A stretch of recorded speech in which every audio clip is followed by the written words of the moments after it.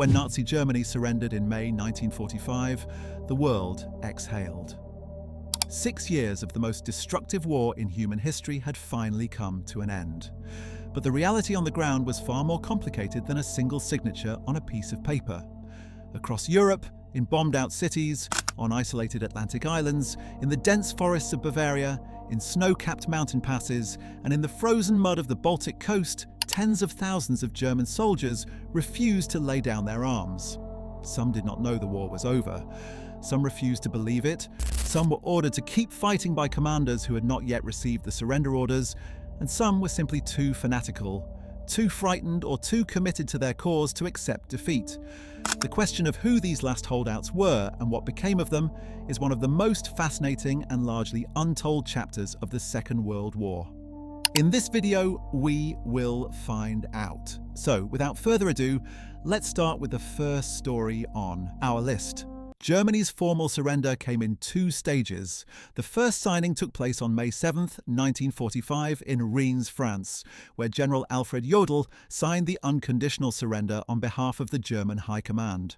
A second, definitive ceremony followed on May 8th, 1945, in Karlshorst, a suburb of Berlin, where Field Marshal Wilhelm Keitel signed the surrender before Soviet Marshal Georgy Zhukov. May 8th became known as Victory in Europe Day, VE Day, the date on which the guns were supposed to fall silent everywhere. But they did not. For some German units, the war continued for hours, for days, for weeks, and in at least one documented case for almost 3 decades. Who were the men who refused to accept the end? What motivated them? How did they survive? And how, ultimately, did they finally come to terms with a defeat that the rest of the world had already moved on from? The answers range from the militarily strategic to the ideologically fanatical, from the institutionally isolated to the individually delusional, and every story is a window into the chaos and desperation of a collapsing empire. Long before Germany's defeat became inevitable to most observers, Heinrich Himmler, the Reichsführer SS and architect of the Nazi terror state, had begun planning for exactly this scenario. In the autumn of 1944, as Allied forces pushed across France and the Soviets drove deep into Poland, Himmler authorized the creation of the Werewolf, a secret guerrilla organization designed to operate behind enemy lines after Germany's defeat. The name was deliberately chosen for its mythological resonance, conjuring images of the shape-shifting werewolf of German folklore, a creature that appeared ordinary by day but became a deadly predator at night. The program was formally established in October 1944 under the command of SS Obergruppenführer Hans Adolf Preutzmann, a senior SS figure who had extensive experience organizing mass executions on the Eastern Front and whose ruthlessness made him an ideal candidate for what was planned to be an underground terror campaign against the occupying Allied forces. The werewolf concept called for specially trained volunteers drawn primarily from the Hitler Youth, the SS, and fanatical Wehrmacht units to remain behind in occupied German territory. These operatives were to be equipped in advance with hidden weapons caches, explosives, food supplies, and radios. They would conduct assassinations of Allied officers and German officials who collaborated with the occupiers, sabotage supply lines and communications infrastructure, and generally make the occupation of Germany as costly and difficult as possible. Preutzmann trained somewhere between 5,000 and 6,000 men and women in the art of guerrilla warfare, concealment, and sabotage. Training camps were established in Bavaria, Silesia, and other regions, and elaborate supply depots were buried in forests and hillsides across the country. The programmer also had a propaganda wing, Radio Werewolf, which broadcast incendiary messages calling on all true Germans to resist the occupiers to the death. The reality of the Werewolf program, however, fell far short of Himmler's grandiose vision. The German population, exhausted after 6 years of total war, had no appetite for continued resistance. Most civilians were desperate for peace, not more fighting. The werewolf operatives who did take action were responsible for a small number of assassinations and acts of sabotage in the weeks immediately following Germany's surrender. The most notorious act attributed to the Werewolf was the assassination of Franz Oppenhoff, the Allied-appointed mayor of Aachen, Germany's first liberated major city. On the night of March 25, 1945, a werewolf team that had been parachuted into the area shot Oppenhoff on his doorstep, an act designed to send a message that anyone who collaborated with the Allies would pay with their lives. American forces responded with a massive manhunt, and most of the werewolf team responsible were captured within weeks. Prutzmann himself was captured by British forces in May 1945 and committed suicide by swallowing a cyanide capsule on May 21, 1945, before he could be interrogated about the full extent of the program. The werewolf operations that did occur in the spring and summer of 1945 were scattered, disorganized, and largely ineffective from a military standpoint. In Bavaria, small groups of fanatical SS men and Hitler Youth members staged brief armed confrontations with American patrols. In the Harz Mountains of central Germany, werewolf units harassed supply convoys for several weeks before being hunted down. In the Tyrol region of Austria, SS-trained guerrillas established short-lived resistance cells that occasionally attacked Allied soldiers and German civilians who they accused of defeatism. But these actions were isolated incidents, not coordinated campaigns, and Allied military police and intelligence services dismantled most werewolf cells within weeks of the official surrender. The broader German population, far from rallying to the werewolf cause, was far more likely to inform Allied authorities about suspicious activity than to join a doomed resistance. By the autumn of 1945, the werewolf program had effectively ceased to exist as an organized force, though isolated individuals who had been involved in its activities occasionally surfaced in subsequent years. The legend of the werewolf, however, proved far more durable than the organization itself, influencing Allied occupation policies and creating a climate of fear and suspicion that shaped the early years of post-war Germany. What made the werewolf significant was not what it actually achieved, but what it represented. It was the clearest organizational expression of the Nazi leadership's determination to fight to the last, even when the strategic situation was utterly hopeless. It was also a harbinger of the asymmetric warfare and insurgency tactics that would come to define so many conflicts in the post-war era. American and British counterintelligence officers who interrogated captured werewolf members came away with a new understanding of how ideologically motivated forces could continue fighting long after conventional military resistance had collapsed. In some ways, the werewolf was the 20th century's first modern terrorist organization, purpose-built to terrorize a civilian population and prolong a conflict that had already been lost. That it failed so comprehensively was due not to any lack of planning or fanaticism among its founders, but to the simple fact that the German people wanted peace, and no amount of ideological pressure or fear could change that fundamental desire. Of all the German holdouts of World War II, none was more militarily significant than the force that became known as Army Group Courland, trapped in the Courland Peninsula on the Baltic coast of Latvia. The story of Courland is one of the most remarkable episodes of the entire war, a tale of an entire army group, comprising more than 200,000 soldiers that chose to hold its ground for months against overwhelming Soviet pressure, not because it had any hope of changing the outcome of the war, but because of a mixture of Hitler's direct orders, the genuine tactical skill of its commanders, and the desperate hope that its survival might somehow be leveraged in eventual peace negotiations. The situation that created the Courland pocket developed during the autumn of 1944, when Soviet forces under Marshal Alexander Vasilevsky conducted a series of devastating offensives in the Baltic states. By October 1944, Soviet tank armies had reached the Baltic Sea near Memel, cutting off the remnants of Army Group North from land contact with the rest of the Wehrmacht. 3 German armies, comprising approximately 33 divisions, found themselves completely surrounded with the Baltic Sea, at their backs, and Red Army divisions blocking every potential escape route. Hitler, who had a particular strategic fixation on the Baltic coast and the Scandinavian supply routes that ran through those waters, refused to authorize a withdrawal that might have allowed these forces to be evacuated by sea and redeployed to defend the Reich's shrinking borders. Instead, he renamed the force Army Group Courland and ordered it to hold its positions indefinitely. What followed was 6 months of some of the most intense, costly, and ultimately pointless fighting of the entire war. The Soviets launched 6 major offensive operations against the Courland pocket between October 1944 and May 1945, throwing enormous quantities of men and material against the German lines in an effort to eliminate what Stalin himself called a thorn in the side of the Soviet advance. Each time, the Wehrmacht soldiers in Courland held firm, sometimes giving ground before counterattacking to restore their positions, demonstrating a level of tactical skill and unit cohesion that was remarkable given the hopelessness of their overall strategic situation. The commander of Army Group Courland for much of this period was Colonel General Gotthard Heinrizi, a master of defensive warfare who would later gain further fame for his desperate defence of the Oder River line in the final weeks of the war. Heinrizi was followed by Colonel General Karl Hilpert, who commanded the force through to its final surrender. The human cost of the Courland fighting was staggering on both sides. Soviet casualties in the 6 major offensive operations numbered in the hundreds of thousands, and the Red Army paid an enormous price for failing to eliminate the German bridgehead. German losses were severe as well, with divisions that had entered Courland at full strength gradually worn down to skeletal formations that existed only on paper. Supply by sea from Germany became increasingly hazardous as Allied air power and Soviet naval forces took their toll on the convoys that maintained the pocket's tenuous connection to the Reich.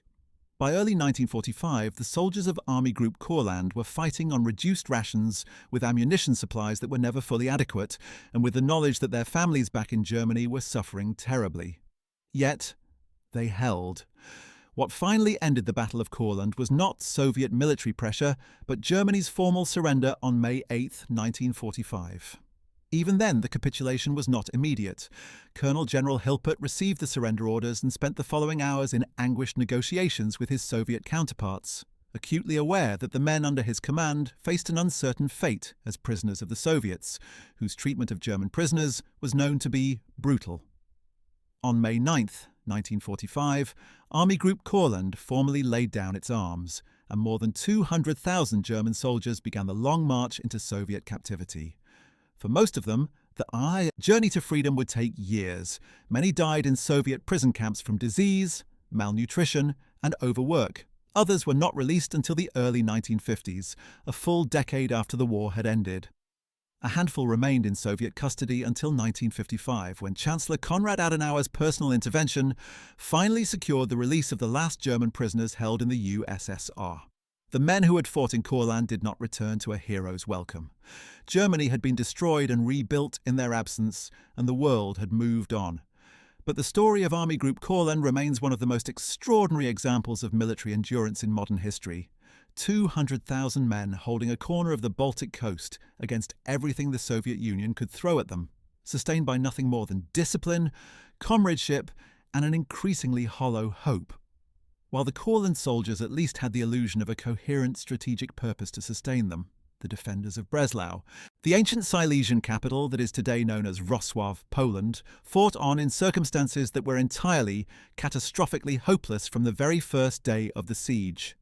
The battle for Breslau stands as one of the most devastating urban sieges of the entire Second World War, a 3-month ordeal that reduced one of Central Europe's great cultural cities to rubble and cost the lives of tens of thousands of soldiers and civilians, all for an outcome that was predetermined from the moment the first Soviet shells began falling on the city's suburbs in February 1945. Breslau had been declared a Festung, a fortress city, by Hitler's personal decree. This designation, applied to dozens of cities throughout the eastern occupied territories during the final years of the war, reflected Hitler's belief that major urban centres could serve as breakwaters against the Soviet advance, tying down Red Army forces that would otherwise be available for the drive toward Berlin. In practice, Festung declarations were military death sentences for the garrisons and civilian populations of the cities concerned, committing them to fights to the last without any realistic hope of relief or escape. The garrison commander of Breslau at the start of the siege was General Hans von Alphen, though he was replaced in March 1945 by General Hermann Niehoff, a tough and resourceful officer who proved unexpectedly capable of sustaining the city's resistance far longer than anyone had reason to expect. The Soviet forces that surrounded Breslau were part of Marshal Ivan Konev's First Ukrainian Front, the same massive formation that was simultaneously driving toward Berlin from the south. For Konev's commanders, the reduction of Breslau was initially regarded as a straightforward mopping-up operation, the work of a few days or perhaps a week. In reality, the siege lasted from February 13, 1945 until May 6, 1945. A remarkable 82 days during which the German garrison and the unfortunate civilians trapped alongside them endured a horrific ordeal. Soviet artillery and airstrikes systematically dismantled the city block by block, while German counterattacks within the rubble-choked streets periodically checked the Red Army's advance. The defenders used the city's extensive underground sewer and tunnel systems to move troops and supplies while remaining protected from Soviet fire. They constructed improvised airstrips within the city, including one that was literally carved out of the ruins of civilian housing to maintain a tenuous connection to the outside world through which small numbers of wounded could be evacuated and critical supplies could be flown in by night. General Niehoff proved to be a commander of considerable ingenuity and determination. He rotated his exhausted units constantly to prevent the total collapse of morale that might otherwise have occurred, organised civilian construction brigades to repair damaged fortifications, and maintained a harsh military discipline that kept his garrison fighting when men in other circumstances might have long since given up. The civilian population of Breslau paid an enormous price for this determination. An estimated 80,000 civilians died during the siege, many of them killed by Soviet bombardment, but others worked to death on forced construction projects or executed by the Nazi authorities for alleged defeatism. The city's magnificent historic buildings, its Gothic churches, its Baroque palaces, its elegant pre-war boulevards were systematically reduced to smoking rubble as the Soviet artillery pounded the garrison day and night. The end finally came on May 6, 1945, 2 days before Germany's official surrender was signed in Berlin. Niehoff, who by that point had been informed through various channels that Hitler was dead and that a surrender negotiation was underway, made the decision to capitulate rather than continue a resistance that had become entirely purposeless. He sent emissaries to the Soviet lines and surrendered the remnants of the Breslau garrison, which at that point consisted of perhaps 40,000 exhausted, half-starved soldiers. The Soviet general who accepted the surrender reportedly expressed genuine respect for the tenacity of the defence, acknowledging that the Breslau garrison had tied down significant Soviet forces for nearly 3 months. Niehoff himself was taken into Soviet captivity, where he spent the following years before eventually being released. He died in West Germany in 1970.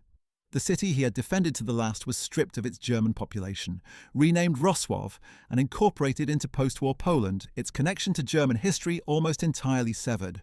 Today, visitors to Wrocław who know what to look for can still find evidence of the 1945 siege in the fabric of the rebuilt city, in the different architectural styles that mark rebuilt sections, in the occasional gap where a building once stood, and in the memorials that have been erected to the victims of a battle that should never have been fought. If the siege of Breslau was remarkable for its duration and the ingenuity of its defence, the fall of Königsberg, the historic capital of East Prussia and one of the most symbolically important cities in all of German history, was remarkable for the speed and completeness of its destruction. Königsberg was the city of Immanuel Kant, a centre of German philosophy and culture for centuries, and it had served as the traditional coronation city of Prussian kings. Its loss was not merely a military defeat, but a profound cultural and psychological blow to the German national identity, a wound that would take generations to fully absorb. The defence of Königsberg was entrusted to General Otto Lasch, a competent and experienced officer who harboured few illusions about his ultimate prospects, but who believed, correctly, that the longer he could maintain the city's resistance, the more time German civilians could use to evacuate westward ahead of the Soviet advance. Königsberg had been fortified over many centuries and possessed an extensive system of 19th-century forts that formed a ring around the city's outer perimeter. These ancient masonry fortifications, originally designed to withstand the artillery of a previous era, proved surprisingly resilient against Soviet bombardment and provided the German garrison with a network of defensible strongpoints that the Red Army was forced to reduce one by one in bitter, close-quarters fighting. The garrison numbered approximately 100,000 men, including a significant number of Volkssturm, the hastily organised people's militia that Hitler had created in September 1944 from boys and old men to plug the ever-widening gaps in Germany's depleted military manpower. The Soviet assault on Königsberg began in earnest on April 6, 1945, when Marshal Alexander Vasilevsky's forces launched a massive 4-day offensive that combined air, artillery and ground forces in a coordinated assault of overwhelming power. By April 9, 1945, after 3 days of ferocious fighting in which the ancient city's forts fell one by one, General Lasch concluded that further resistance would serve no military purpose and would only result in the further slaughter of his garrison and the city's remaining civilian population.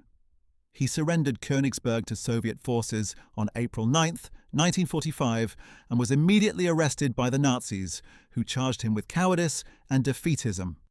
Hitler personally sentenced Lasch to death in absentia and ordered the arrest of his family members as punishment for what the Führer regarded as a premature capitulation. Lasch spent the following 10 years in Soviet captivity before being released in 1955.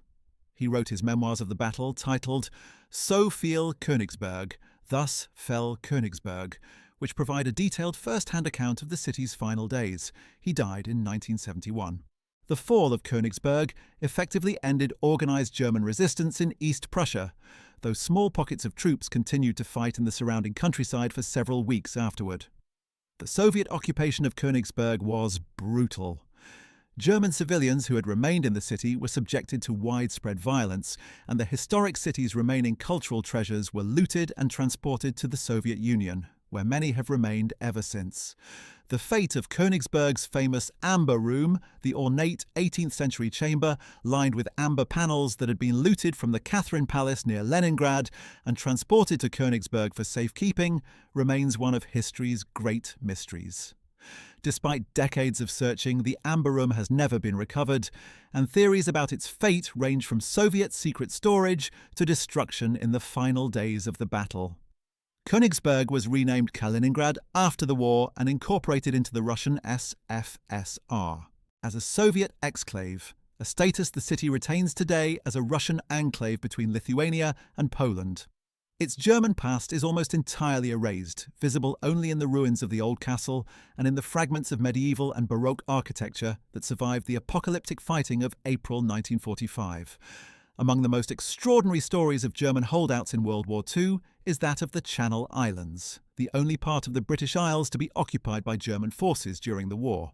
The islands of Jersey, Guernsey, Alderney and Sark had been demilitarised and left undefended by Britain in June 1940, when they were judged to be indefensible given the collapse of France and the desperate need to conserve resources for the defence of the British mainland. German forces occupied the islands on June 30th, 1940, and proceeded to construct some of the most formidable fortifications in Western Europe, transforming these small, peaceful agricultural communities into what Hitler called his Atlantic Wall in miniature. By the time of the Normandy invasion in June 1944, the Channel Islands garrison consisted of approximately 37,000 German soldiers under the overall command of Vice Admiral Friedrich Hofmeier, who replaced General Rudolf Graf von Schmettow as island commander in February 1945. Hofmeier was a fanatical Nazi who regarded surrender as treasonous, and who was determined to hold the islands to the last, regardless of the strategic or humanitarian consequences.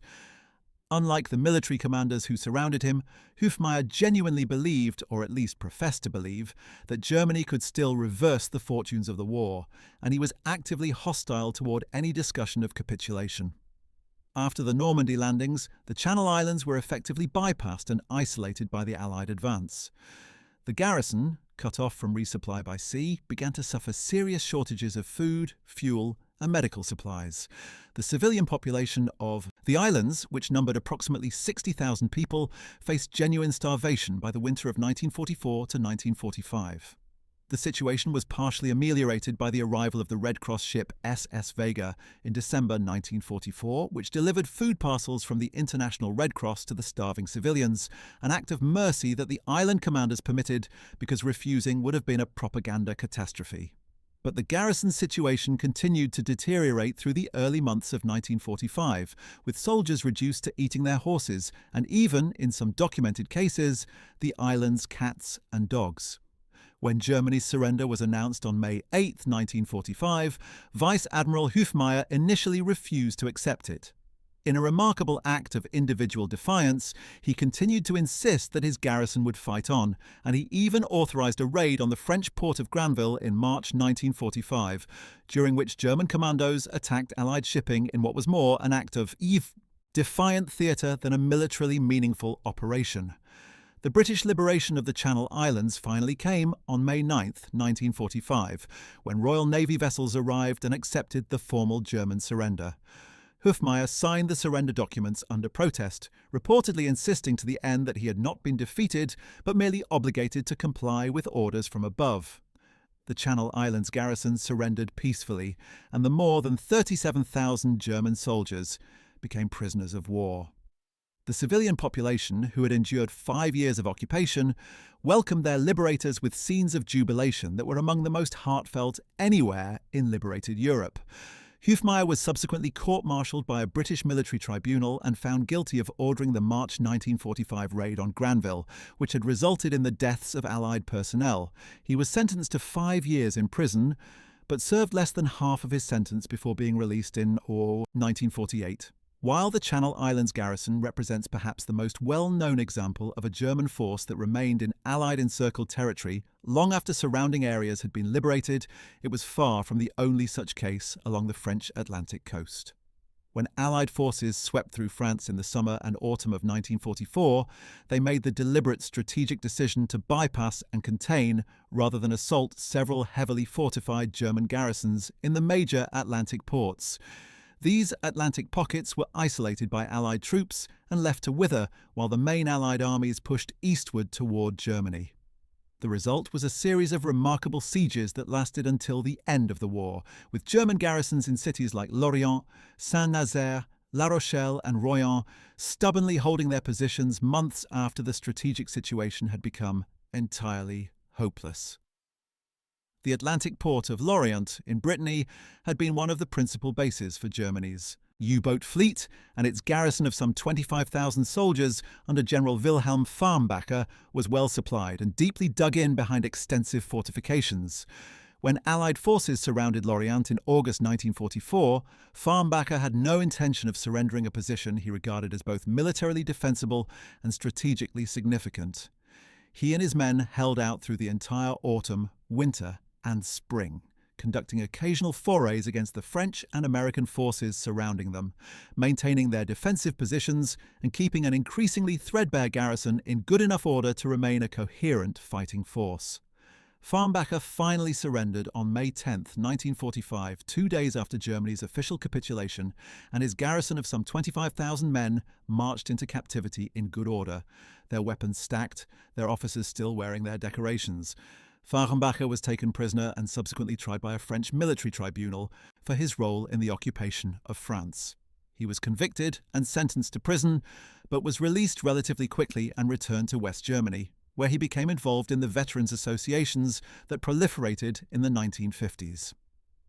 At Saint-Nazaire, another major U-boat base, the garrison commander General Hans Junk followed a similar pattern. His approximately 28,000 men were completely surrounded by French forces after August 1944, but continued to maintain their positions through the winter months, receiving occasional supply drops by air from the Luftwaffe until that lifeline was also cut. Saint-Nazaire formally surrendered on May 11, 1945. At La Rochelle, on the Bay of Biscay, Rear Admiral Ernst Schurlitz commanded a garrison that surrendered on May 8, 1945, precisely on the day of Germany's official capitulation. At Royan, on the Gironde estuary, a different kind of tragedy unfolded. The Allied command decided to assault the Royan garrison rather than simply contain it, and on January 5, 1945, American aircraft dropped incendiary bombs on the town, devastating both the German defensive positions and the French civilian population of the city. The assault was later criticized as militarily unnecessary and poorly planned, representing one of the more controversial Allied decisions of the final phase of the war. The Royan garrison finally fell in April 1945, just weeks before Germany's final collapse. Together, the Atlantic pocket garrisons tied up significant Allied forces for months, resources that might otherwise have been available for the drive into Germany itself. Whether this strategic impact was worth the cost in lives and destruction is a question that historians have debated ever since. For the German soldiers who held these coastal fortresses, the experience was one of growing isolation, dwindling supplies, and an increasingly desperate awareness that the cause they were fighting for had ceased to exist. Many of them were professional soldiers who obeyed their orders to hold not out of ideological fanaticism, but out of a deeply ingrained military discipline that made surrender feel like a personal failure, regardless of the wider strategic context. When people think of German soldiers who were still under arms when the war ended, they typically imagine small, isolated pockets of resistance, fighting desperate last stands. But one of the most remarkable and least discussed of all the German holdouts in World War II was not a besieged pocket or a surrounded fortress city. It was an entire army of more than 400,000 men, stationed in a country that had been under German occupation for 5 years, men who had spent the entire war waiting for an Allied invasion that never came to their particular theatre, and who surrendered peacefully and in good order when Germany's capitulation was announced. The German garrison in Norway was one of the largest concentrations of German military power left on the European continent when the war ended, and its peaceful surrender was one of the most logistically complex operations of the entire post-war period. Germany had invaded Norway in April 1940 in a bold combined arms operation that caught both the Norwegians and their British allies off guard. The occupation that followed was managed initially with a degree of relative restraint compared to the brutal subjugation imposed on Poland and the Soviet territories, though this changed as the occupation dragged on and Norwegian resistance intensified. By the end of the war, Germany had stationed approximately 400,000 soldiers in Norway, a number that vastly exceeded any rational military requirement for an occupation force. The inflated garrison reflected Hitler's personal obsession with Norway, which he regarded as the decisive theatre of the war, convinced that the Allies would eventually attempt a major landing on the Norwegian coast to outflank the German position in Western Europe. This conviction, which his military advisers considered an exaggeration, led him to continually reinforce the Norwegian garrison at the expense of other theatres, where the soldiers were desperately needed. The German commander in Norway at the time of the surrender was General Franz Böhmer, a capable officer who had a deeply troubling wartime record. During his earlier service as commander of German forces in Serbia in 1941, Böhmer had issued orders for savage reprisals against the Serbian civilian population, directing that 100 Serbian hostages be executed for every German soldier killed by partisans and 50 for every German soldier wounded. These orders resulted in the massacre of thousands of Serbian civilians, including Jewish men from the concentration camp at Shabak, who were shot in mass executions in the autumn of 1941. When Germany surrendered in May 1945, Böhmer dutifully ordered his 400,000 soldiers to lay down their arms and prepared the orderly handover of the garrison to Allied forces. The surrender of the Norwegian garrison was overseen by British forces under General Sir Andrew Thorne, who arrived in Norway in the days following the armistice with a relatively small force of British troops. The logistical challenge of managing the surrender and disarmament of 400,000 German soldiers while simultaneously securing the liberation of Norway was immense, and it required a level of cooperation between the British command and the German garrison leadership that was, under the circumstances, remarkably efficient. German soldiers were disarmed and assembled in holding areas, their weapons collected and secured, and they were gradually repatriated to Germany over the following months. The Norwegian people, who had endured 5 years of occupation, demonstrated considerable restraint in their treatment of the departing German soldiers, though there were inevitable incidents of score settling against Norwegian collaborators in the weeks following liberation. General Böhmer's post-war fate was determined by the war crimes he had committed in Serbia, not by his role in Norway's occupation. He was arrested by Allied forces and handed over to Yugoslav authorities, who tried him for the 1941 massacres. Rather than face trial, Böhmer committed suicide in a Yugoslav prison in May 1947.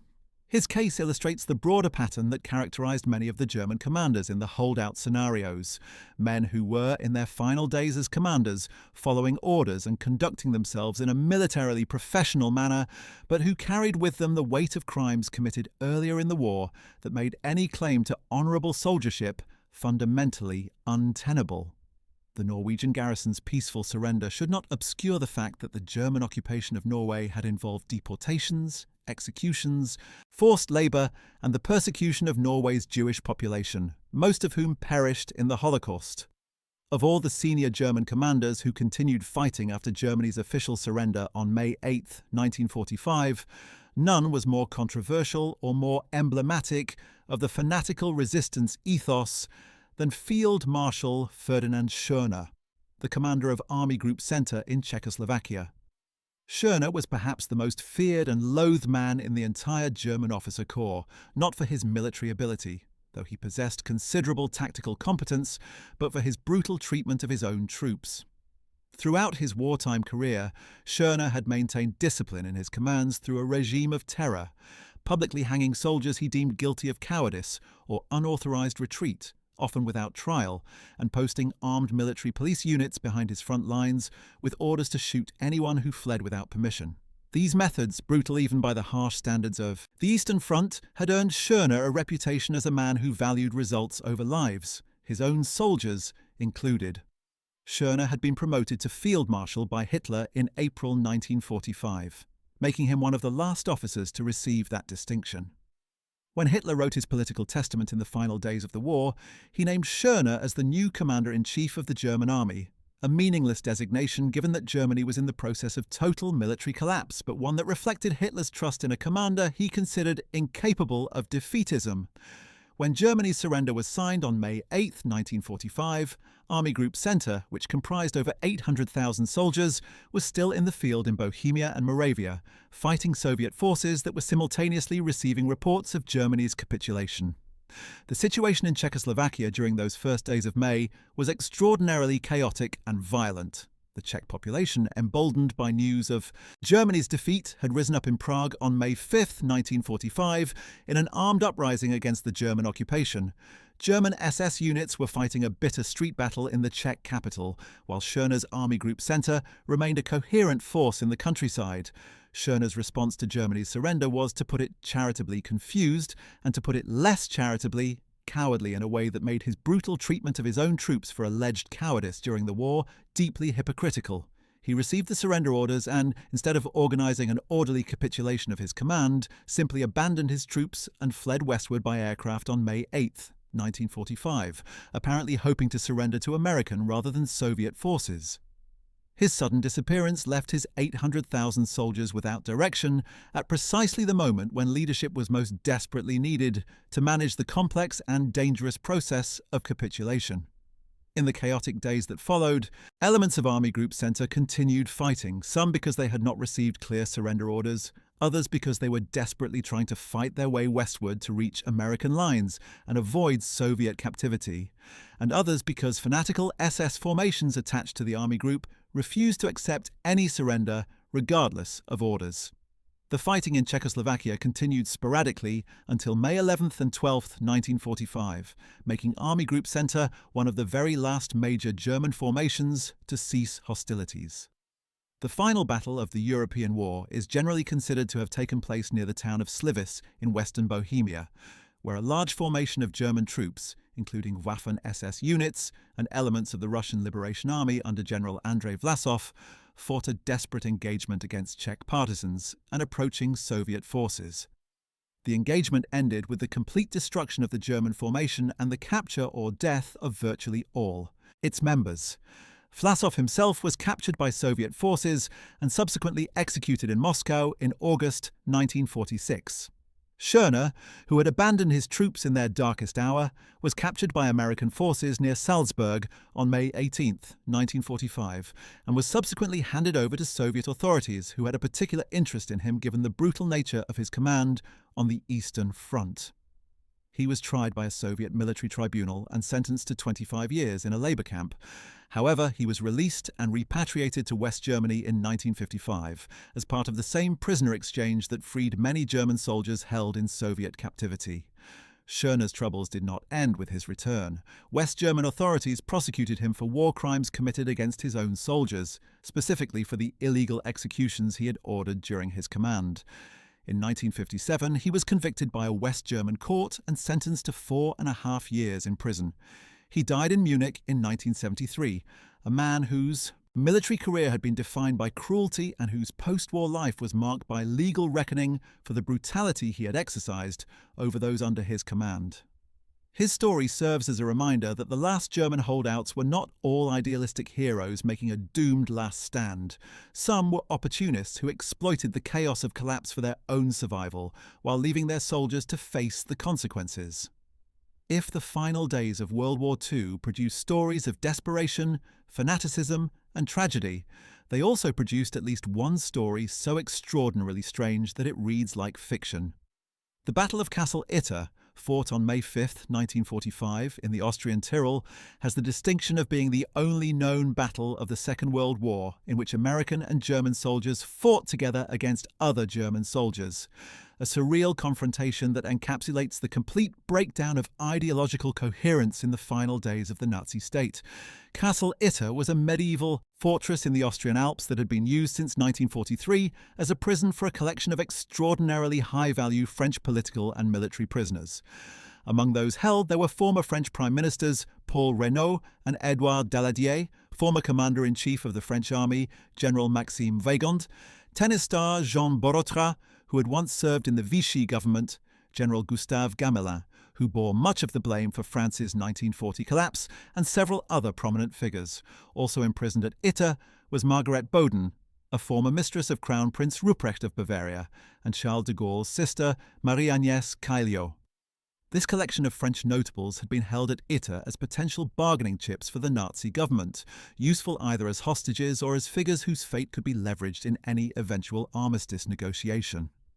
As the war collapsed around them in early May 1945, the castle's German SS guards began to melt away, some fleeing westward, others simply abandoning their posts as the authority structure that had sustained them disintegrated. The castle's commander, Hauptsturmführer Sebastian Wimmer, also fled, leaving the prisoners in a legally ambiguous situation. They were no longer actively guarded, but were aware that other SS formations in the area might regard them as valuable hostages, or might simply murder them to prevent their liberation and the testimony they might provide about their captivity. The prisoner's protector in these chaotic final days was Wehrmacht Major Josef Gangl, who had secretly been working with the Austrian resistance and who now made contact with American forces to request assistance in protecting the French prisoners from SS reprisals. The American officer who responded to this extraordinary request was Captain John Lee of the 12th Armored Division, who drove to Castle Itter with a small force of just 14 American soldiers, accompanied by Gangl and a number of anti-Nazi German Wehrmacht soldiers who had joined the Austrian resistance. On the morning of May 5, 1945, a force of fanatical SS troops attacked Castle Itter, determined to capture or kill the French prisoners before they could be liberated. What followed was a genuine last stand in which American soldiers, German Wehrmacht soldiers, and their French prisoner allies fought together against attacking SS men in a battle that lasted several hours. The castle's Tiger tank, crewed by a German crew now fighting against other Germans, played a significant role in the defence.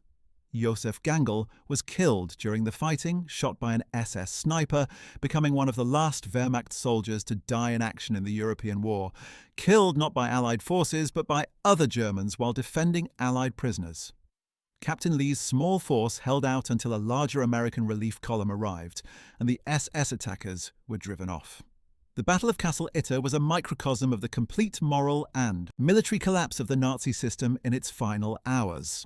The French prisoners, who had spent years in captivity, found themselves fighting alongside the soldiers of the country that had imprisoned them, united by a common enemy in the fanatical remnants of a system that had lost all coherence. Captain John Lee received the Distinguished Service Cross for his leadership during the battle. The story of Castle Itter was little known for decades, overshadowed by the larger narratives of the war's end, but it was eventually brought to wider public attention through historian Stephen Harding's 2013 book on the subject. Major Gangl, the German officer who died defending Allied prisoners from his own countrymen, is today commemorated as an Austrian national hero, his sacrifice representing perhaps the clearest possible repudiation of everything the Nazi state had stood for. Not all of Germany's holdouts were on the European mainland or in the familiar territories of Western and Eastern Europe. Some of the most isolated German garrisons at the end of the war were stationed on the scattered islands of the Aegean Sea, the eastern Mediterranean, and the Adriatic coast, positions that had been strategically important during the middle years of the war but which had become increasingly irrelevant as the Allied advance through Italy and the liberation of Greece in late 1944 cut these island garrisons off from any hope of resupply or rescue. The The German occupation of the Greek islands had begun in 1941 when Axis forces overran Greece and Yugoslavia in a rapid campaign. The islands of Crete, Rhodes, Kos, Leros, and dozens of smaller Aegean outposts had been garrisoned by German and Italian forces, and the battles for some of these islands, most notably the bloody German airborne assault on Crete in May 1941, had been among the most hard-fought of the entire Mediterranean campaign. Crete's defence against the German paratroopers of General Oberst Kurt Student had cost the Germans so heavily, with more than 4,000 dead in a single week of fighting, that Hitler never again authorised a major airborne operation. By the final stages of the war, the German garrisons on Crete and many of the Aegean islands had been effectively cut off and left to manage as best they could on dwindling supplies. The situation on the island of Crete at the war's end is illustrative. The island's garrison, commanded by General Friedrich Wilhelm Müller, who had earned a particularly dark reputation for his brutal anti-partisan operations on the island during the occupation years, knew well in advance of May 1945 that Germany was losing the war. The Cretan resistance movement, which had maintained a fierce guerrilla campaign against the occupiers throughout the war, was increasingly bold and effective in the final months. British special operations teams had worked with Cretan partisans to maintain pressure on the garrison, and daring operations such as the 1944 kidnapping of German General Heinrich Kreiper by British SOE agents and Cretan partisans had demonstrated that the occupiers were far from invulnerable even on their own garrison territory. Kreiper was spirited across the mountains by a team led by Major Patrick Lee Firmer and evacuated to Egypt, a remarkable feat of personal bravery and organisational skill. Müller, who replaced Kreiper after the kidnapping, continued his brutal policies toward the Cretan civilian population, ordering reprisals that resulted in the massacre of hundreds of civilians in villages suspected of harbouring partisans. When Germany surrendered in May 1945, Müller and his garrison on Crete had no choice but to follow suit. The formal surrender of the Crete garrison took place on May 9, 1945. Müller was subsequently handed over to Greek authorities, who tried him for his role in the massacre of civilians. He was convicted and executed by firing squad in Heraklion, Crete, on May 20, 1947, paying for his wartime atrocities with his life. On the larger Aegean islands, including Rhodes, which had been one of the most significant German strongholds in the eastern Mediterranean, garrisons also surrendered in the days following May 8, 1945. The German commander on Rhodes, General Otto Wagner, led his garrison into captivity with relatively little difficulty, as the island had been effectively isolated since the autumn of 1944, when Allied naval power had severed its sea communications. On numerous smaller Aegean islands, tiny German garrisons that might have numbered only a few dozen men surrendered to arriving Allied vessels in the days after Germany's capitulation, their occupation of these remote outposts having served no military purpose whatsoever for the better part of a year. The complex geography of the Baltic Sea created a number of additional holdout situations in the final days of the war. Several Baltic islands remained in German hands right up to, and in some cases, slightly beyond Germany's official capitulation, adding further episodes to the remarkable catalogue of last stands that characterised the war's end.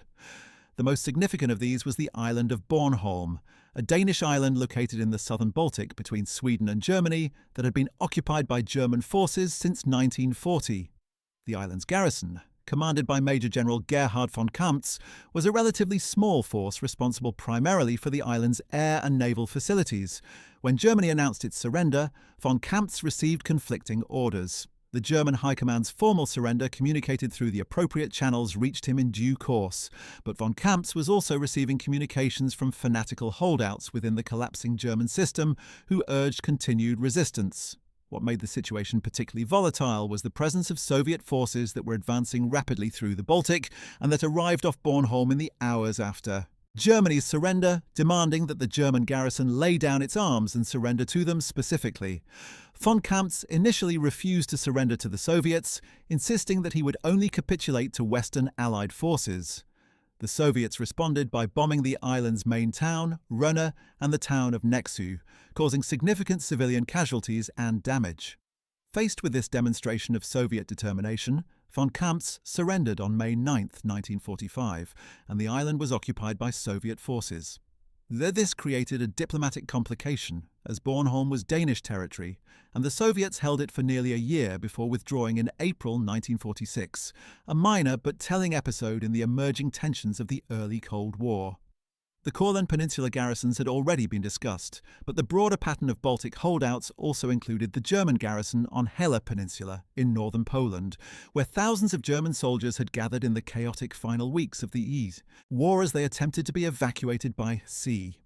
The Hella Peninsula garrison, which included both organised military units and a vast mass of civilian refugees who had gathered there hoping for rescue by sea, remained in place until May 9, 1945, when it formally surrendered to Soviet forces. The fate of the soldiers and civilians at Hella was determined by whether they had managed to board one of the sea evacuation vessels before the final collapse, those who escaped by ship reaching Denmark or German ports and eventual safety, while those who remained were taken into Soviet captivity. While the dramatic last stands of fortress cities and island garrisons played out in full view of armies and news correspondents, another form of German holdout was taking place beneath the waves of the Atlantic Ocean. When Germany's surrender was announced on May 8, 1945, more than 150 U-boats were still at sea, operating under orders to attack Allied shipping that was suddenly and irrevocably nullified by the armistice. Admiral Dönitz's famous order, issued immediately upon Germany's capitulation, commanded all U-boat commanders to cease operations, surface, and surrender to the nearest Allied authority. Most complied. Within days, submarines surfaced in ports across the British Isles and were escorted into captivity. But at least one U-boat commander decided to take a very different course. Oberleutnant zur See Heinz Schäfer, the 25-year-old commander of U-977, was on patrol in the North Atlantic when Germany's surrender was announced. Schäfer gathered his crew and put to them a proposition that was remarkable in its audacity. Those who wished to surrender to Allied forces could do so, transferred to inflatable rafts that would be spotted by Allied aircraft. Those who wished to continue with him on a voyage to neutral Argentina, where the crew could potentially live in freedom rather than spend years in Allied prisoner-of-war camps, were welcome to stay aboard. The crew was divided. 16 men chose to leave and were disembarked off the Spanish coast and made their way to safety. The remaining 32 crew members stayed with Schäfer, and on May 10, 1945, U-977 set course for South America. What followed was one of the most remarkable voyages in the history of submarine warfare. Schäfer chose to take his boat submerged for the majority of the journey, remaining underwater for 66 consecutive days, a record for submarine endurance at that time, to avoid detection by Allied anti-submarine forces that were actively hunting for any U-boats that had not surrendered in compliance with Dönitz's orders. The crew survived on carefully rationed food and recycled air, enduring conditions of extreme psychological and physical hardship as their submarine made its way southward through the Atlantic. On August 17, 1945, more than 3 months after Germany's surrender and 99 days after leaving European waters, U-977 surfaced off the coast of Argentina and made for the port of Mar del Plata, where Schäfer surrendered his vessel and crew to Argentine naval authorities. The arrival of U-977 in Argentina immediately sparked intense speculation. Allied intelligence services, particularly the Americans, were convinced that the submarine might have carried senior Nazi officials, possibly including Hitler himself, to South America. Schäfer was subjected to intensive interrogation by both Argentine and American intelligence officers, and U-977 was searched from stem to stern.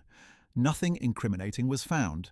The boat carried no passengers, no gold, no documents of intelligence value beyond the vessel's own technical specifications. Schäfer had made the voyage because he wanted to avoid Allied captivity, not because he was carrying any Nazi treasure or fugitives. He was eventually handed over to American naval authorities, was interrogated extensively, and was released after it became clear that U-977 was simply the personal adventure of a young and stubborn submarine commander who had not wanted to surrender. He was repatriated to Germany and later wrote a memoir of his voyage, titled U-977, which provided a detailed account of the extraordinary journey. He died in Argentina in 1979. The U-977 story remained one of the most persistent sources of conspiracy theories about Nazi escapes to South America, theories that continued to circulate for decades despite the complete absence of evidence for any such dramatic fugitive passengers. As Allied forces swept through southern Germany and Austria in the final weeks of the war, they encountered a landscape that was both breathtakingly beautiful and potentially extremely dangerous. The Bavarian Alps and the Austrian Tyrol, with their dense forests, remote valleys, and ancient defensive positions, seemed ideally suited to the guerrilla resistance that Himmler's Werewolf program had promised to mount. And indeed, in the weeks immediately following Germany's capitulation, Allied forces in the Alpine region faced a more sustained and organised campaign of harassment than in most other areas of occupation. Bavaria had been the birthplace of the Nazi movement, and a significant proportion of the region's SS and party membership remained fanatically committed to the ideology long after the military situation had become hopeless. Young men who had grown up in the Hitler Youth and been transferred directly into SS units had known no other world than the Third Reich and had no framework for understanding or accepting Germany's defeat. These were men who had been told since childhood that they were the biological and moral elite of a master race destined to dominate Europe, and the sudden revelation that everything they had been taught was not merely wrong but was a crime against humanity left many of them psychologically incapable of making any rational accommodation with the post-war reality. In Bavaria, Werewolf, cells operating in the forests around Berchtesgaden and in the mountains near Innsbruck, conducted a series of ambushes and sabotage operations against American occupation forces in the weeks after the German surrender. American patrols were occasionally ambushed on mountain roads and supply dumps were targeted by explosive charges. The actions were never coordinated enough to constitute a genuine military threat, but they were sufficiently frequent to make the occupation of the Alpine regions feel dangerous and unpredictable in those first weeks. American counterintelligence units, many of them staffed by German Jewish refugees who spoke fluent German and understood the local culture, proved remarkably effective at identifying and arresting werewolf operatives, and by the late summer of 1945, most of the remaining werewolf cells in Bavaria had been dismantled. Austria presented a somewhat different picture. The Austrian population was, on the whole, less committed to Nazi ideology than the German population of Bavaria, and many Austrians had resented the German annexation of their country in 1938, even while outwardly complying with the Nazi regime. The Austrian resistance movement, though small and largely ineffective during the war, became more active in the final months as it became clear that Germany was losing, and the presence of anti-Nazi Austrians like Major Joseph Gangl, whose role in the Battle of Castle Itter has already been described, illustrated that not all of those wearing German uniforms in the Alpine region were committed holdouts. The werewolf operations in Austria faded relatively quickly as the local population made clear that it had no desire to continue a war that had brought nothing but destruction. No account of the last German holdouts of World War II would be complete without a thorough examination of the Battle of Berlin itself, the final cataclysmic confrontation between Soviet forces and the remnants of the German military in the heart of the collapsed Third Reich. Berlin was not, strictly speaking, a holdout in the sense that many of the other cases discussed in this video represent, since the battle was fought simultaneously with other last-stand situations, rather than extending significantly beyond Germany's official capitulation. But the Battle of Berlin, and particularly the resistance of the fanatical units that continued fighting even after any rational military calculus had long since concluded, represents the most extreme expression of the German holdout mentality. The point at which military resistance became something closer to a collective death wish. When Soviet forces began their final assault on Berlin on April 16, 1945, the city's defense had been entrusted to a garrison commander of considerable personal courage but severely limited means, General Helmuth Weidling, who was appointed Berlin's last military commandant by Hitler on April 23, 1945, commanded a mixed force of perhaps 90,000 soldiers, Volkssturm militia, Hitler Youth units and Waffen-SS formations, defending a city that was simultaneously being pounded into rubble by Soviet artillery firing from 3 directions. Weidling was not an ideological fanatic. He was a professional soldier who understood the complete hopelessness of Berlin's situation from the moment he assumed command, and who privately believed that every day of continued resistance served only to increase the death toll among both the German defenders and the Soviet attackers, as well as among the approximately 2 million civilians still trapped within the city. The fighting in Berlin was of a savagery almost beyond description. Soviet tanks blasted their way through the city's broad avenues, while Red Army infantry cleared buildings floor by floor, room by room, in combat so intimate and violent that soldiers sometimes fought across tables and through doorways with pistols and knives. German defenders, including teenage boys from the Hitler Youth who had been handed Panzerfaust anti-tank weapons and sent into the streets with no military training whatsoever, contested every major intersection and building. The Reich Chancellery area, where Hitler had retreated into his underground bunker complex, became the epicenter of the most fanatical resistance. SS formations tasked with defending the government quarter fought with a desperate intensity that reflected both ideological commitment and the knowledge that capture by Soviet forces, given what the SS had done in the Soviet Union, would almost certainly mean immediate death. The moment that ended organised German resistance in Berlin came on April 30th, 1945, when Adolf Hitler committed suicide in his underground bunker as Soviet forces fought their way toward the Reich Chancellery above him. Hitler shot himself while simultaneously biting on a cyanide capsule, and his body, along with that of Eva Braun, whom he had married the previous day, was burned in the Chancellery garden in accordance with his final instructions. With Hitler's death, the psychological anchor of the entire Nazi resistance was removed. The Führer's death was initially kept secret by the remaining Nazi leadership, and Goebbels, who also committed suicide on May 1, 1945, after murdering his 6 children, spent his final hours broadcasting increasingly surreal propaganda. But the truth could not be hidden for long in a city that was crumbling under Soviet assault. General Weidling surrendered Berlin to Soviet forces on May 2, 1945, signing the formal capitulation document in the pre-dawn hours. He ordered his remaining forces to lay down their arms, and the fighting in most parts of the city ceased relatively quickly. But not everywhere. In several areas of the city, particularly around the Reichstag building and in the dense urban maze of the Tiergarten district, isolated groups of SS and fanatical Wehrmachts, soldiers continued to resist for hours or even days after the official surrender. Some fought to the last man. Others eventually emerged from the ruins with their hands raised, dazed and shell-shocked, to find themselves prisoners of an enemy they had been taught to regard as subhuman, but who were, in the event, considerably more restrained in their treatment of most military prisoners than Nazi ideology had ever been, towards Soviet POWs. General Weidling himself was taken into Soviet captivity and would not be released until 1955. One of the many senior German officers who spent an entire decade as Soviet prisoners. He died in Soviet captivity in 1955, never having seen freedom again after his act of surrender that may have saved tens of thousands of lives by ending the Berlin battle when he did. One of the most dramatic episodes of the final days in Berlin was the attempted breakout from the Reich Chancellery area conducted by a large group of senior Nazi officials, military, officers and their escorts in the early hours of May 2, 1945.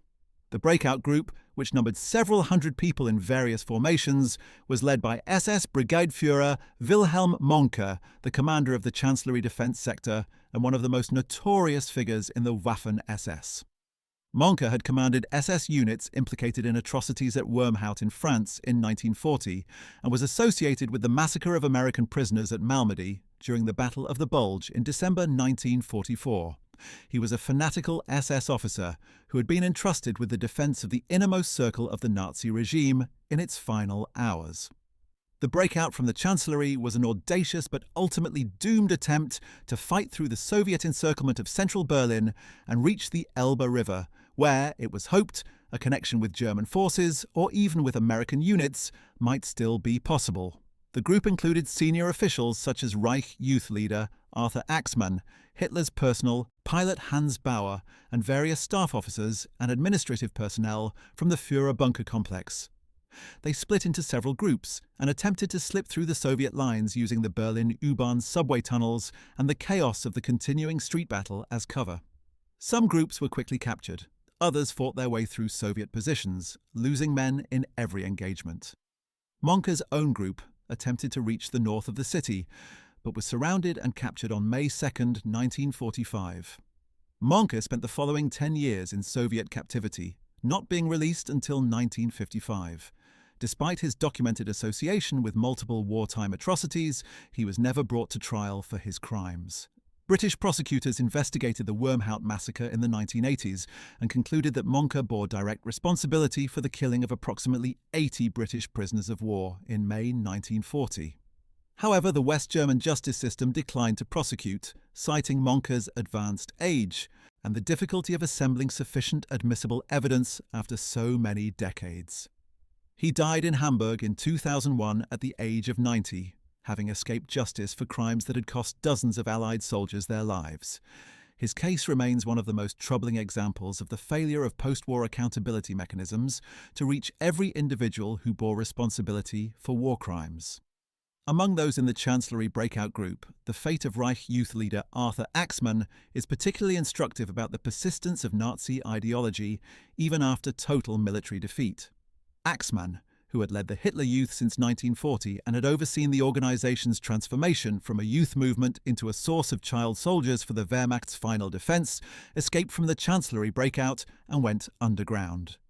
He lived for months under a false identity in Bavaria before being captured by American forces in December 1945. His case illustrated how completely the Nazi state had relied on its youth indoctrination apparatus and how deeply some of those who had operated that apparatus were committed to avoiding accountability for what they had done. Axmann was tried in 1949 and received a relatively light sentence of 3 years and 3 months, a verdict that reflected the imperfect and often inadequate nature of the denazification process that characterized post-war Germany. Among the most significant factors that shaped Allied strategy in the final weeks of the European war was the intelligence assessment that Germany was planning to create an Alpine redoubt, an impregnable fortified zone in the mountains of southern Germany and Austria from which a fanatical SS-led government could resist indefinitely. This assessment, which proved to be almost entirely fictional, led American General Dwight Eisenhower to direct his main advance toward the south and southeast rather than toward Berlin, a decision that allowed Soviet forces to take the German capital, and has been debated by military historians ever since. The National Redoubt concept had its origins in genuine Nazi planning for a last-stand fortress in the Alps.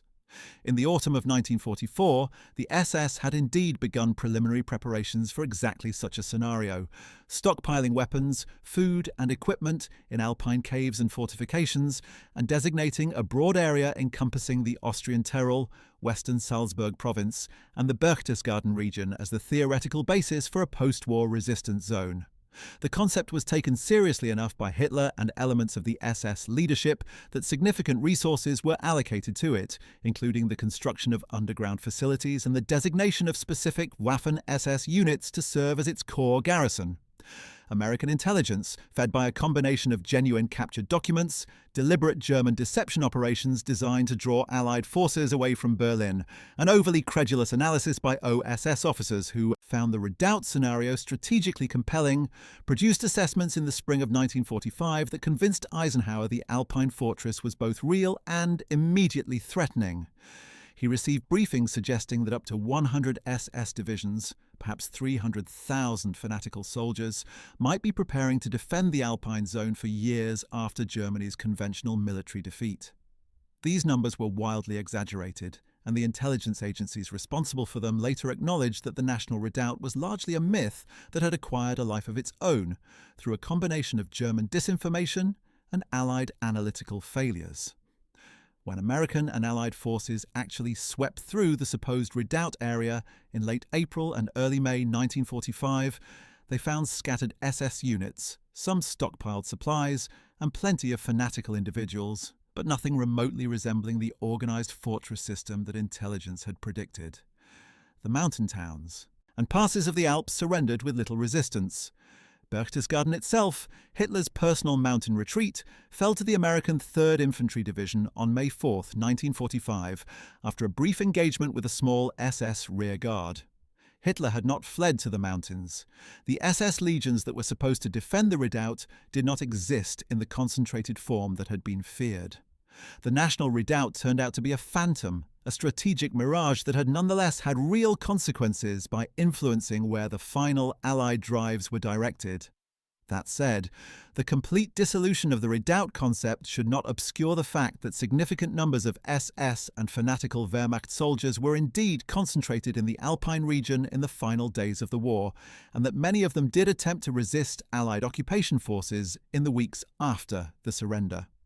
The difference between the reality and the intelligence assessment was one of organisation and scale.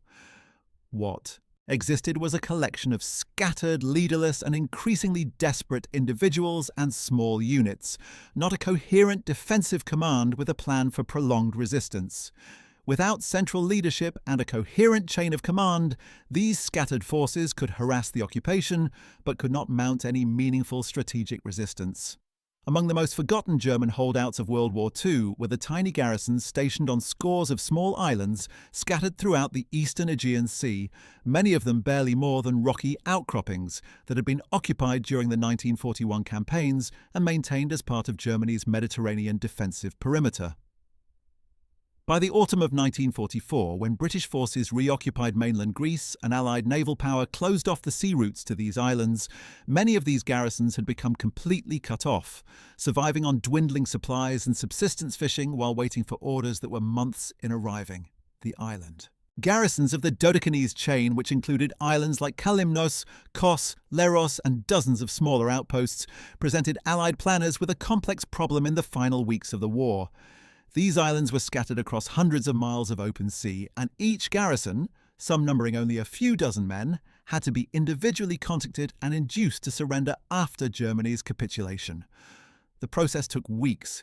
British naval vessels and aircraft made contact with the various garrisons in the days following May 8, 1945, and in most cases, the German commanders, who had been aware for months that their situation was militarily untenable, surrendered without incident.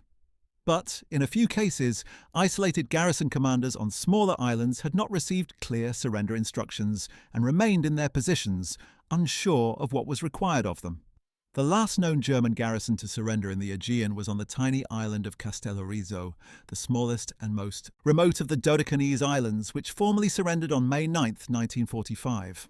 On several other very small islands, tiny parties of German soldiers who may have been separated from their main units lingered for weeks after the official surrender before being discovered and taken into captivity by Allied naval patrols. These men, fighting their personal holdout battles on anonymous rocks in the middle of the Mediterranean, represent perhaps the most extreme examples of the geographic fragmentation that characterized Germany's final defeat. Soldiers who had been forgotten by history even before the war that deployed them had ended. Among the senior German commanders who oversaw the surrender of significant forces at the war's end, General Johannes Blaskowitz occupies a particularly interesting place in the record. Blaskowitz commanded Army Group H in the Netherlands at the time of Germany's surrender, and his handling of the capitulation involved one of the most complex humanitarian situations of the final days of the war. The Netherlands had suffered terribly during the final winter of the occupation, a period known to the Dutch as the Hunger Winter. The Hunger Winter, during which approximately 22,000 Dutch civilians died of starvation as a result of a German blockade of food supplies to the Western Netherlands, imposed in retaliation for a Dutch railway workers' strike in support of the Allies. Blaskowitz was unique among senior German commanders in that he had, during an earlier period of the war, gone on record to formally protest the atrocities being committed by SS forces in occupied Poland. In November 1939, just weeks after the Polish campaign, Blaskowitz had submitted a memorandum to the German High Command documenting and objecting to the mass murders being carried out by SS Einsatzgruppen in Poland.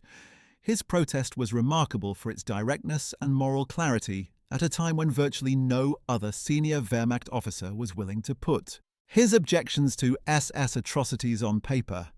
Hitler was reportedly furious, and Blaskowitz's career suffered as a result, with his promotion to Field Marshal being indefinitely delayed.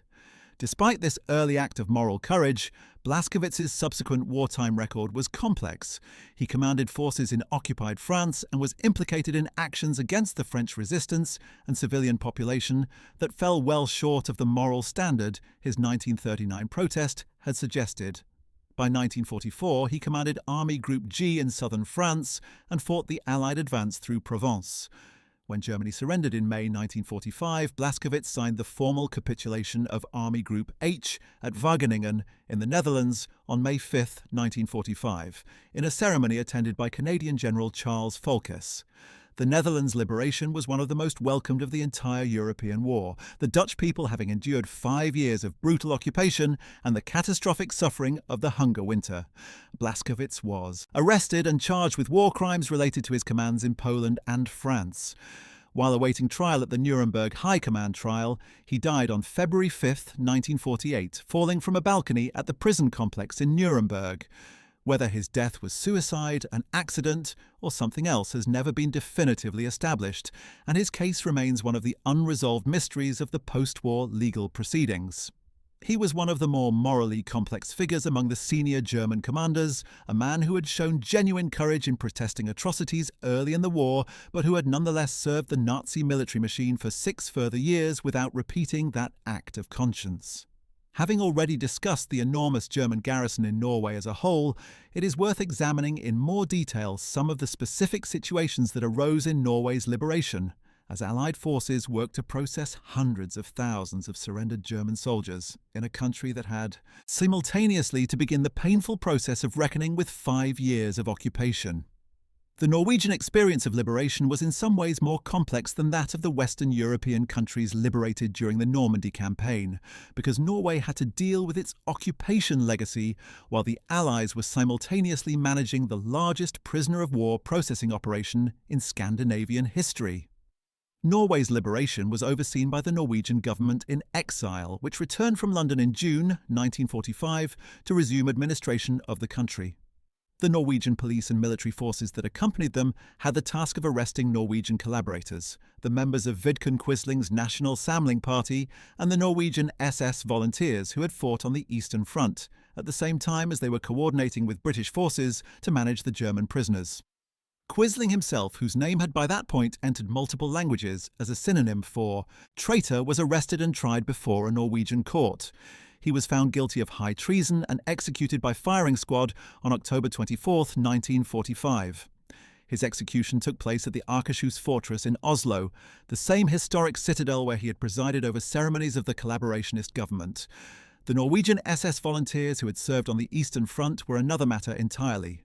Approximately 15,000 Norwegians had served in German military formations during the war, most of them in the 5th SS Panzer Division Viking and the 11th SS Volunteer Panzer Grenadier Division Nordland. These men, upon returning to Norway after the surrender, faced Norwegian legal prosecution for their service. Norwegian law had been modified during the occupation to criminalize voluntary service in the German armed forces, and thousands of Norwegian collaborators were prosecuted in the months and years following liberation. The sentences varied widely depending on the specific nature of the individual's collaboration, from light fines for minor cases to lengthy prison terms and, in a small number of cases involving particularly heinous conduct, death sentences. For the German soldiers themselves, the processing of more than 400,000 prisoners in Norway was an operation that tested the limits of British military organisation.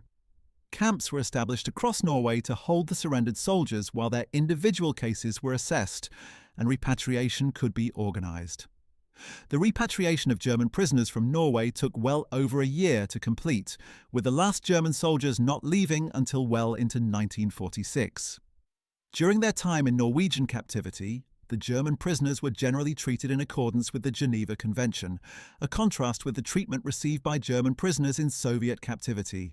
Some German soldiers who had participated in particularly egregious acts during the occupation, including the execution of Norwegian civilians and the brutal suppression of partisan activities, were tried before Norwegian military courts and received appropriate sentences. The concept of the Festung, the fortress city, was one of Hitler's most catastrophic strategic miscalculations of the final phase of the war. The idea, as has been touched upon in the discussion of Breslau and Königsberg, was that by designating major urban centres as fortresses and ordering their garrisons to defend them to the last, the Wehrmacht could create a series of breakwaters that would slow the Allied and Soviet advance and give the Reich time to develop new weapons or find a diplomatic solution. In practice, the Festung declarations condemned the civilian populations and garrisons of the designated cities to terrible suffering and death in defense of positions that were militarily untenable from the outset. Dozens of cities across occupied Europe and Germany itself were declared Festungen during the final 18 months of the war. In addition to the well-known cases of Breslau and Königsberg, the list included cities like Poznan, Danzig, Kolberg, Thorn, Budapest, and many others. Each of these cities endured its own unique variant of the siege nightmare that characterized the holdout experience. Budapest, the Hungarian capital, suffered one of the longest and most destructive urban sieges of the entire war, with the city's garrison of approximately 45,000 German and Hungarian soldiers holding out against Soviet forces from December 1944 until February 1945, a siege of 49 days that killed approximately 38,000 soldiers on both sides and approximately 38,000 civilians, and left much of the city's historic district in ruins. The garrison commander in Budapest, SS Obergruppenführer Karl Pfeffer Wildenbruch, attempted a breakout in the final hours of the siege, rather than surrendering.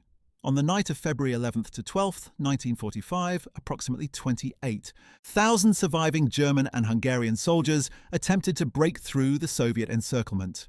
It was a disaster. Soviet forces were well prepared for exactly this contingency and had established a dense defensive cordon around the city's perimeter. The breakout force was torn apart by Soviet firepower, and only a handful of soldiers, perhaps a few hundred, managed to reach German lines. The overwhelming majority were killed or captured. Pfeffer Wildenbruch himself was taken prisoner and spent the following years in Soviet captivity before being released in 1955. His decision to attempt a breakout rather than orderly surrender, made without realistic assessment of the probabilities, cost the lives of tens of thousands of his own soldiers. It stands as one of the clearest examples of how the holdout mentality, when it became completely divorced from rational military calculation, ceased to be an act of courage and became something closer to mass murder. The Festung at Poznan, the Polish city known to Germans as Posen, tells a similar story. Commanded by Major General Ernst Matten and later by General Ernst Gonell, the Poznan garrison of approximately 12,000 men held out for nearly a month in January and February 1945 against Soviet forces that vastly outnumbered and outgunned them. The city's medieval citadel served as the garrison's final redoubt, and the fighting to reduce it was some of the most ferocious of the entire Eastern Front. General Gonell committed suicide on February 23, 1945, as Soviet forces overran his final position. The garrison's resistance had served no strategic purpose whatsoever. It had simply delayed Soviet forces for a few weeks, while consuming the lives of thousands of defenders and causing enormous destruction to the civilian population. The Festung concept ultimately demonstrated one of the most fundamental truths of modern warfare, that determined defenders in prepared positions can make any assault enormously costly, but that tactical tenacity cannot compensate for strategic irrelevance. Every city designated as a Festung eventually fell. None achieved the strategic objective of serving as a genuinely effective breakwater against the Allied or Soviet advance. What the Festungen accomplished instead was to concentrate military and civilian suffering in specific urban areas, creating localized catastrophes that destroyed ancient cities and killed hundreds of thousands of people in defense of a cause that had already been lost at the strategic level. Among the most compelling questions raised by the German holdout experience is a purely human one. What compels a soldier to keep fighting when victory is clearly impossible and death or captivity is the only plausible outcome? Military historians and psychologists who have studied the phenomenon of soldiers who continue fighting beyond any rational hope of success have identified several interlocking psychological mechanisms that together explain behavior that might, from the outside, appear incomprehensible. The most fundamental of these mechanisms is group loyalty. Studies of combat behavior consistently show that soldiers fight primarily not for abstract ideological causes or national pride, but for the specific men beside them in their unit, their immediate comrades whose safety depends on each individual's continued performance of his role. This dynamic, which military theorists call primary group cohesion, means that surrendering feels like abandoning those specific men, a personal betrayal of the most fundamental kind, regardless of the wider strategic situation. For a soldier in a holdout garrison who has served with the same men for months or years, the prospect of ending the fight, especially if doing so requires individual initiative rather than a collective order, may feel psychologically impossible even when it would be militarily rational. Related to group loyalty is the concept of sunk cost. Rationalization, the human tendency to continue an investment of effort, resources, or lives because of how much has already been spent, even when the rational calculation suggests that continued investment will produce no return. German soldiers who had fought for years, who had seen their comrades die, who had endured terrible privations, had an enormous psychological investment in the cause they had been serving. Acknowledging that this investment had been entirely wasted, that the war was lost, and that everything they had sacrificed had been sacrificed for nothing, required a catastrophic revision of the narratives through which they had organized their lives. For many men, this was simply too psychologically painful to accept, and continued fighting provided a way of avoiding the devastating recognition that it had all been for nothing. The role of fear is also crucial. For German soldiers, particularly those in SS units or those who had participated in war crimes on the Eastern Front, surrender did not merely mean the end of fighting. It potentially meant trial and execution for wartime atrocities, or, if surrendering to Soviet forces, a fate that was in many documented cases as bad or worse than continued combat. The knowledge that Allied forces, and Soviet forces especially, had good reason to treat SS prisoners harshly, provided a powerful rational incentive to continue resistance, even for individuals who might otherwise have been willing to end their service. Fear of consequences drove men to keep fighting, not because they believed they could win, but because they feared what winning by the other side would mean for them personally. Finally, there is the factor of what psychologists call the authoritarian personality, the deeply ingrained tendency of some individuals to require explicit permission from authority to change their behavior. German military training during the Nazi era, which had deliberately cultivated obedience and suppressed individual initiative at the expense of the capacity for independent moral judgment, produced soldiers who literally could not act without orders. For these men, surrendering without a direct order to do so from their chain of command was psychologically and practically inconceivable. Not because they particularly wanted to continue fighting, but because the entire structure of their military identity depended on the existence of a command structure that told them what to do. When the command structure dissolved in the chaos of Germany's final collapse, these men continued their last orders simply because no new orders had arrived to supersede them. Or the Dunkirk pocket, a port that would not yield among the Atlantic coast garrison situations, the German holdout at Dunkirk deserves particular attention, both for its historical irony and for the remarkable nature of the negotiations that eventually ended it. Dunkirk, of course, was the French port city whose beaches had witnessed the extraordinary evacuation of more than 300,000 Allied soldiers in June 1940, when the British Expeditionary Force and elements of the French and Belgian armies had been rescued from annihilation by the German advance through an improvised fleet of hundreds of vessels ranging from Royal Navy destroyers to civilian pleasure craft. The beaches of Dunkirk had been the scene of one of the war's defining early moments, a catastrophic defeat transformed by sheer human will and improvisation into something that felt almost like a victory. 5 years later, those same beaches were the site of a German garrison that stubbornly refused to acknowledge the war's end. The German garrison at Dunkirk had been established after Allied forces swept through northern France in the autumn of 1944, bypassing the port rather than attempting a costly assault. The garrison was commanded by Vice Admiral Friedrich Frisius, a naval officer who had managed to maintain a coherent and reasonably well-supplied force despite the isolation of the pocket. Frisius's garrison of approximately 12,000 soldiers occupied a defensive perimeter around the port and the surrounding countryside, with the North Sea at their backs and Allied forces maintaining a cordon along the landward approaches. Unlike some of the other Atlantic pocket commanders, Frisius proved willing to engage in negotiations with the Allied forces surrounding him on humanitarian matters, agreeing to local ceasefires that allowed civilian evacuation and the exchange of wounded prisoners. These arrangements were managed through Czech troops who formed part of the Allied surrounding forces, an unusual detail that reflected the multinational character of the Allied coalition in its final stages. Frisius surrendered Dunkirk on May 9, 1945, the day after Germany's official capitulation, and his garrison marched into captivity with their weapons stacked and their officers still in full uniform, a gesture of military formality that was permitted by the Allied commanders as an acknowledgement of the garrison's orderly conduct during its extended holdout. The surrender ceremony was notable for its lack of drama. Frisius signed the appropriate documents, shook hands with the Allied commander, and the garrison dispersed into captivity with minimal incident.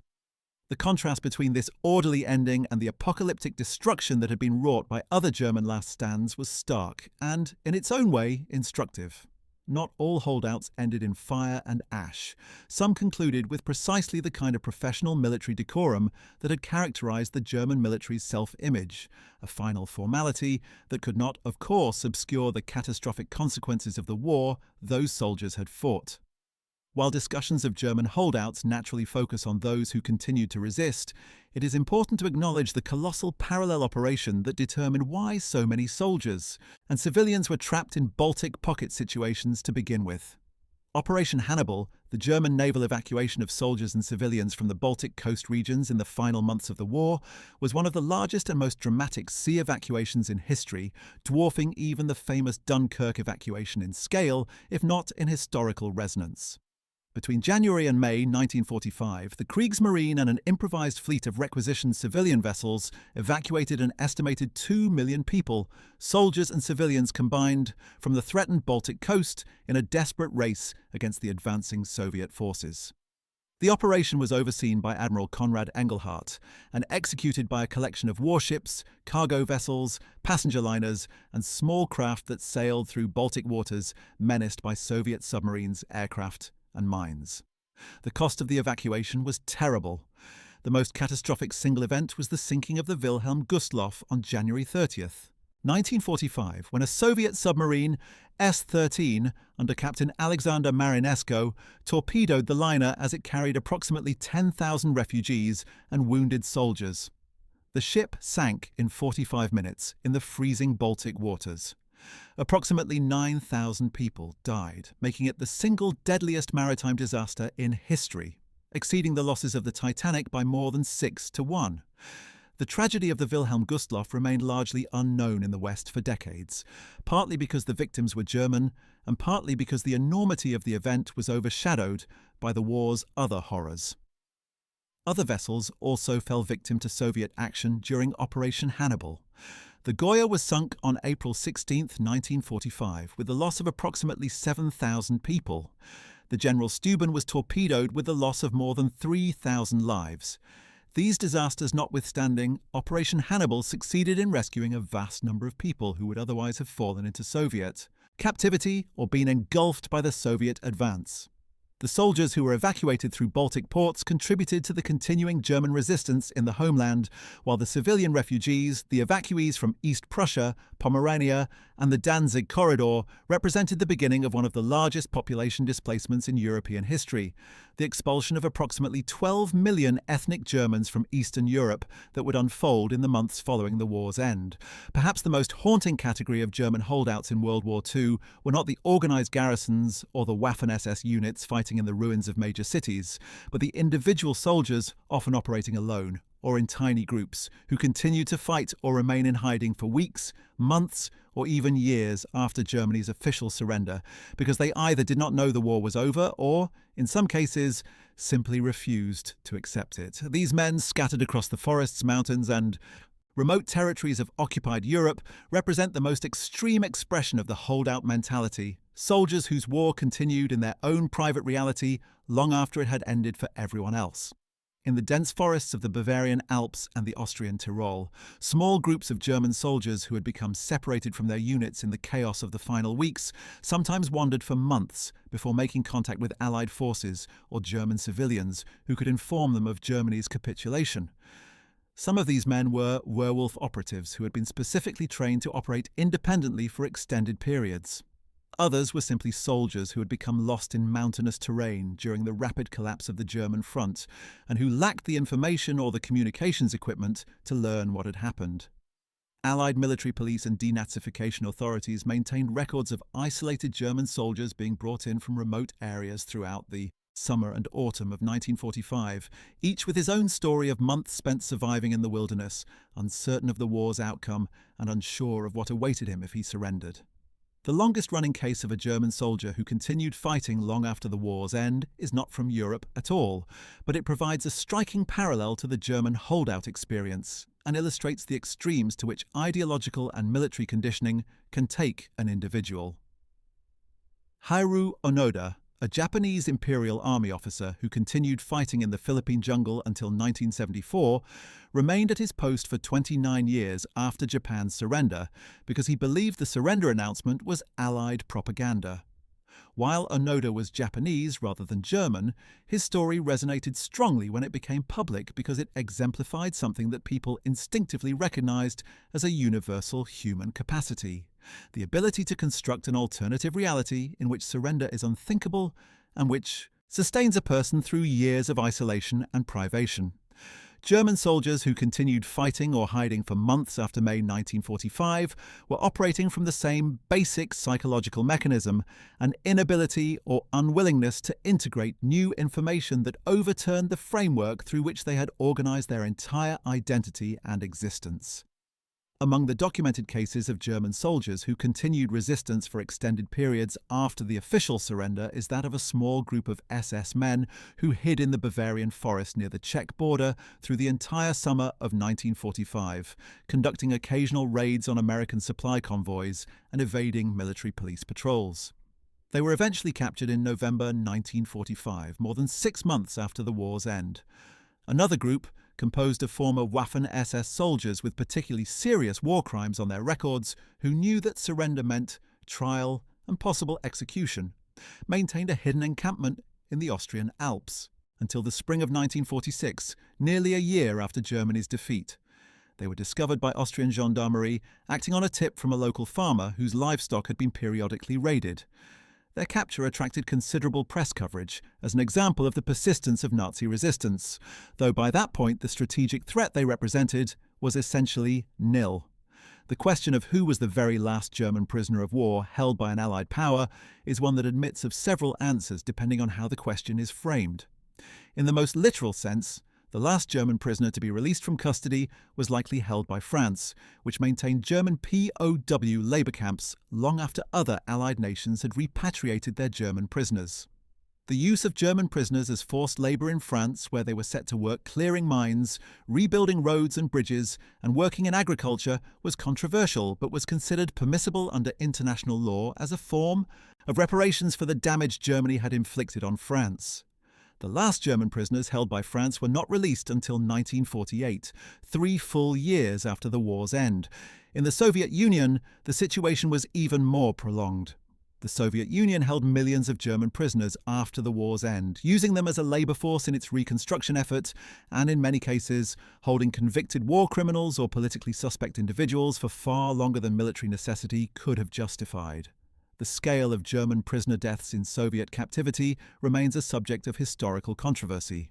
Reliable estimates suggest that between 500,000 and 1 million German prisoners died in Soviet captivity, from disease, malnutrition, overwork, and in some cases, deliberate mistreatment.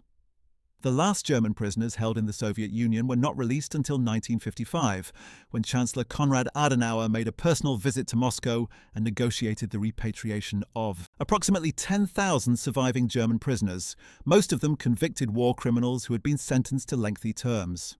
The return of these men to West Germany was greeted with considerable public emotion. Families reunited after a decade of separation, and it marked the effective end of organised German prisoner of war status in Europe. As the holdout situations were gradually resolved through the summer and autumn of 1945, Allied occupation authorities faced the enormous challenge of determining what to do with the millions of German soldiers who had now formally surrendered, but who carried with them the complex moral inheritance of having served in the military of a criminal state. The Denazification process, which was established by the Allied Control Council and implemented differently in each occupation zone, attempted to categorize former members of the Nazi regime and German military according to their degree of culpability, and to subject them to varying degrees of sanction accordingly. In practice, the denazification process was deeply flawed. The sheer scale of the task, millions of cases to be individually assessed, overwhelmed the available administrative resources. The quality of denazification proceedings varied enormously depending on which zone they took place in, with the American zone initially the most rigorous and the British zone somewhat less so. In the Soviet zone, the process took a different character entirely, serving primarily as a tool for the elimination of political opponents rather than the impartial assessment of Nazi-era crimes. As the Cold War tensions between the Western Allies and the Soviet Union intensified through 1945 and 1946, the political will to pursue denazification vigorously in the Western zones also began to diminish, as West Germany was increasingly seen as a vital bulwark against Soviet expansion that needed to be rebuilt and stabilized rather than subjected to prolonged social disruption. The practical consequences were that most German soldiers, including many who had participated in serious crimes on the Eastern Front, were categorized as followers or exonerated by denazification tribunals and returned to civilian life within months of the war's end. The relatively small number of individuals actually tried and convicted for war crimes, compared to the scale of the crimes that had been committed, has been a source of historical criticism ever since. Estimates suggest that approximately 6,000 Germans and Austrians were convicted of war crimes in the immediate post-war period, a number that bears no proportionate relationship to the hundreds of thousands who participated in mass killings, slave labor exploitation, and other crimes against humanity on the Eastern Front and in occupied territories. The most important and systematic attempt to hold the German military leadership accountable for the war's crimes was the Nuremberg Military Tribunal, which included, among its proceedings, the High Command Trial, formerly known as United States of America, versus Wilhelm von Lieb et al., which was conducted from February 1948 to October 1948. This trial focused specifically on the senior officers of the German armed forces, examining their role in the planning and execution of aggressive war and the war crimes and crimes against humanity committed under their authority. The 14 defendants included Field Marshals Wilhelm von Leeb and Georg von Küchler, various other generals, and senior Wehrmacht staff officers who had operated at the highest levels of military command. The High Command trial confronted directly the question that had been central to the German military's self-justification throughout the war and in its immediate aftermath, the claim that professional soldiers were simply following orders and that military personnel could not and should not be held accountable for the political decisions of the regime they served. The tribunal's judgment rejected this defense with clarity, establishing that senior military officers who transmitted criminal orders, facilitated the commission of war crimes, or failed to take available measures to prevent atrocities committed by forces under their command could be held personally responsible regardless of the chain of command above them. The verdicts in the High Command trial resulted in sentences ranging from acquittal to life imprisonment, with most defendants receiving terms of between 10 and 20 years. In practice, these sentences were systematically reduced in the early 1950s through a combination of legal appeals, political pressure from West German politicians and veterans organizations, and the practical calculations of the early Cold War, which made it politically inconvenient for the United States to continue holding senior German officers whose military expertise might be needed for the defense of Western Europe against a Soviet threat. American High. Commissioner John J. McCloy oversaw a review of war crimes sentences in 1951 and 1952 that reduced most remaining sentences significantly and led to the release of many convicted war criminals. The reductions were controversial then, and remain controversial among historians, representing a point at which justice was explicitly traded for political convenience. Looking back across the full panorama of German holdout cases in World War II, from the organised military resistance of Army Group Courland to the individual wanderers in the Bavarian forests, from the fanatical SS defenders of the Berlin Reich Chancellery to the isolated U-boat commander sailing to Argentina, what conclusions can we draw? What do these stories tell us about the nature of military service, ideological commitment, the psychology of defeat, and the complex moral landscape of the war's end? The first and most obvious conclusion is that Germany's final military collapse was not a single event, but a process that unfolded unevenly across months and across an enormous geographic area. The image of a clean, definitive armistice in which a signature ends all fighting simultaneously does not capture the messy reality of the war's end. For many soldiers, both German and Allied, the armistice represented not the end of danger, but the beginning of a new and uncertain phase in which the rules and structures that had given their lives definition for years suddenly ceased to apply. The chaos of those weeks in which old orders lost their meaning and new ones had not yet been established created the conditions in which holdout behaviour became possible and even, in some cases, almost inevitable. The second conclusion is that the holdout phenomenon was driven by many different motivations, and it is a mistake to reduce all holdout behaviour to ideological fanaticism. Some holdouts, like the Courland garrison, were following orders from a command structure that had not yet released them from their duty. Others, like some of the Atlantic pocket commanders, were simply professional soldiers who continued to do what professional soldiers are trained to do until explicitly ordered to stop. Others still, like the Werewolf operatives and the most fanatical SS defenders, were indeed driven by genuine ideological commitment to a cause that had ceased to have any rational justification. And some, like Schäfer and his crew on U-977, were primarily motivated by the practical desire to avoid captivity, rather than by any commitment to continued resistance. Understanding these different motivations is essential for understanding the holdout phenomenon in all its complexity. The third conclusion is perhaps the most important. The German holdouts of World War II, in all their variety, were the product of a system that had systematically destroyed the capacity for independent moral reasoning among its military and civilian population. The Nazi regime had spent 12 years telling the German people that obedience was virtue, that the Führer's judgment superseded individual conscience, and that the racial and ideological struggle they were engaged in justified any and all means. When that regime collapsed, it left behind a population of men and women who had been deeply conditioned to continue performing their assigned roles, who had been taught that surrender was cowardice and desertion was treason, and who, in many cases, genuinely could not imagine a framework for their existence outside the context of the war they had been fighting.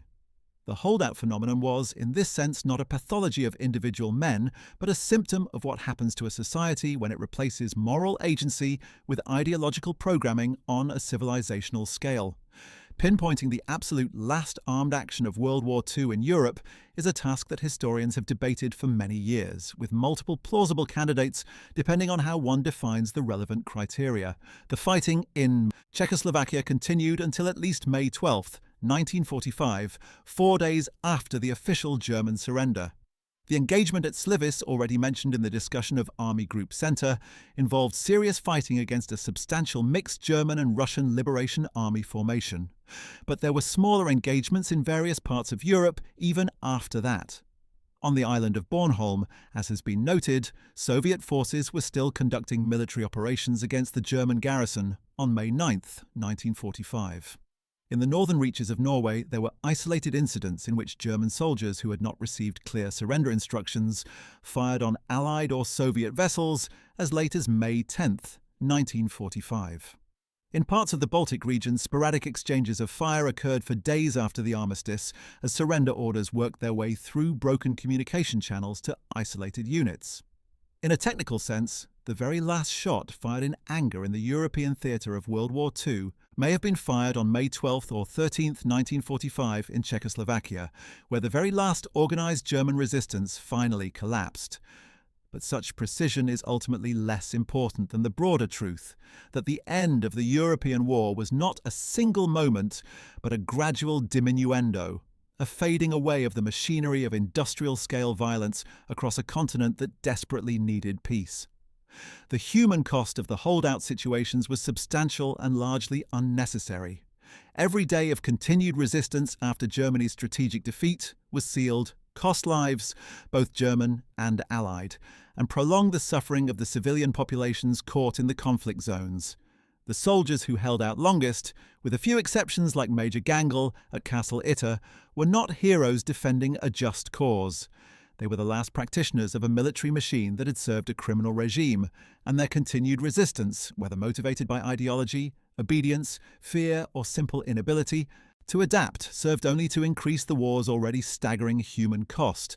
This should not preclude recognition of the genuine courage, endurance, and military skill that many of these holdout soldiers displayed. Courage and military competence are morally neutral qualities that can be deployed in the service of any cause, just or unjust. The tragedy of the German holdouts is that these qualities were deployed in the service of a regime that had already forfeited any claim to their loyalty by its crimes, and that the last shots fired in the European war, the last young men to die in the rubble of a destroyed civilization, were sacrificed to sustain the fiction that a fight worth fighting was still being conducted. The stories of the German holdouts did not end with the last shots fired in Czechoslovakia or the last submarines surfacing in Argentine waters. The consequences of the German military's role in the Second World War reverberated through German society for decades, shaping politics, culture, and national identity in profound ways. The difficult question of how to think about German soldiers who had served in the Wehrmacht, the SS, and the various holdout situations was not resolved in 1945. It became one of the central contested questions of West German political life through the 1950s, 1960s, and beyond. The veterans' organizations that proliferated in West Germany during the 1950s, including the notorious HIAG organization of former Waffen-SS members, served both legitimate mutual aid functions and a less legitimate apologetic function, constructing narratives that portrayed German soldiers as professional warriors who had been fighting for their country rather than for a criminal ideology. These narratives found a receptive audience among the large proportion of the West German population that had direct family connections to wartime military service, and they shaped public memory of the war in ways that minimized both German agency in the war's crimes and the specific guilt of those who had continued fighting in the holdout situations long after any rational justification for continued resistance had ceased to exist. The gradual dismantling of these apologetic narratives, a process driven by the generation of 1968 and their questioning of their parents' wartime choices, by the exhaustive historical research of scholars who gained access to wartime archives, and by the belated legal proceedings against individual war criminals that continued into the late 20th and early 21st centuries, has been one of the defining cultural processes of post-war German history. The Federal Republic of Germany that emerged from this process has been widely praised for the thoroughness and sincerity of its engagement with the Nazi past, Vergangenheitsbewältigung, coming to terms with history, that has few parallels in the history of nations that have been complicit in mass crime. But the stories of the holdouts serve as a reminder that the engagement with this past has sometimes been incomplete. General Schörner, who terrorized his own soldiers, served only a portion of his sentence. Wilhelm Mohnke, who was implicated in multiple wartime atrocities, died without ever standing trial. The Atlantic pocket commanders, the men who held their coastal fortresses months after any military purpose could justify continued resistance, generally received minimal legal scrutiny. The Werewolf operatives who conducted assassinations and sabotage in the post-war occupation period were in most cases absorbed into the general category of the post-war Denazification process, rather than being systematically prosecuted for their specific actions. The gaps in accountability that characterized the post-war legal reckoning with German military holdouts were not unique to that situation. They reflected the broader inadequacy of post-war justice mechanisms to fully address the scale of the crimes that had been committed. The history of the last German holdouts of World War II is ultimately a history about human beings under conditions of extreme stress, operating within institutional frameworks that had been built to make resistance to authority unthinkable and individual moral judgment treasonous. Understanding why these men did what they did does not require either condemning them wholesale as monsters or excusing them as mere instruments of a system they had no power to resist. The truth, as is almost always the case in history, is more complex and more interesting than either of these polls suggests. Some of the holdout soldiers were genuinely ideologically committed individuals who believed, however wrongly, in what they were fighting for and who continued because they could not imagine doing otherwise. Some were professional soldiers following orders who had no framework for independent action and whose continued service was an expression of training and discipline rather than fanaticism. Some were afraid of capture, of prosecution, of Soviet captivity, and chose to keep fighting as the least bad of their available options. And some were simply young men who had been swept up in events far beyond their control or comprehension, who had been handed a weapon and told to fight, and who continued to do so because nobody had yet told them to stop. The civilians who suffered from the holdout situations, the residents of Breslau who died under Soviet bombardment because their garrison continued to resist, the Dutch who starved during the Hunger Winter because the German occupation authority continued its blockade, the Cretans who were massacred in reprisals for partisan activity against a garrison that had no business remaining in their country, these people are the ones whose stories must remain at the centre of any honest reckoning with what the German holdouts actually meant. The courage and endurance of the soldiers who fought on beyond Germany's defeat was real, but it was deployed in the service of a cause that had long since ceased to have any moral justification, and its victims, military and civilian alike, paid for that misplaced tenacity with their lives. History has no definitive answer to the question of who was the very last German soldier to formally lay down his arms in World War II. Different candidates present themselves depending on the specific definition of German soldier and the criteria for establishing the last surrender. If we include all German military holdouts in all theatres, the answer might involve an isolated individual discovered hiding in a remote mountain area months after the war's official end. If we include prisoners of war released by the Soviet Union, the answer might involve one of the 10,000 men repatriated in 1955. If we include only active combatants, the answer involves the last organised resistance in Czechoslovakia in mid-May 1945, or the final scattered U-boats surrendering in distant waters. What is certain is that the last German soldier to lay down his arms did so in a world that had been utterly transformed by the 6 years of war he had participated in.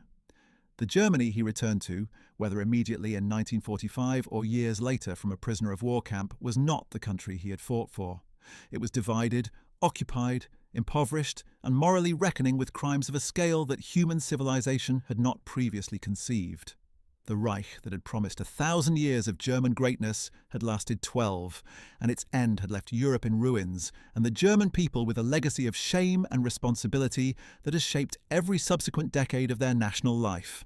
The stories of the holdouts, from the 200,000 soldiers of Army Group Courland to the 32 crewmen of U-977 in Argentine waters, from the teenage Hitler youth boys defending rubble-choked Berlin streets to the veteran generals refusing surrender orders from their Atlantic island. Fortresses are an essential part of understanding how the Second World War truly ended. Not with a single, clean armistice, but with a gradual, painful, and sometimes violent process of dissolution that played out across months and across a continent. The last shots of the European war were not fired at midnight on May 8, 1945. They were fired days and weeks later by men who had not yet found a way to stop.